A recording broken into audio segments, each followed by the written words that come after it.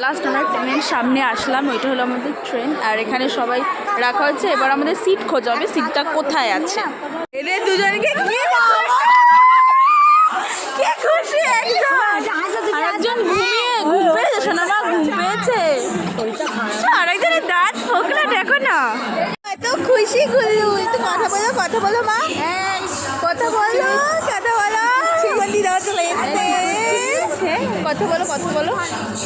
এই ট্রিপটা প্রায় 2 বছর ধরে প্ল্যানিং হচ্ছে না, 2-3 বছর, 2 বছর ধরে প্ল্যান হচ্ছে, এরপর আমাদের সাকসেস হয়েছে, এই জন্য আমরা এত খুশিতে আমরা পাগল হয়ে যাচ্ছি একদম। জয় জগন্নাথ, জয় জগন্নাথ।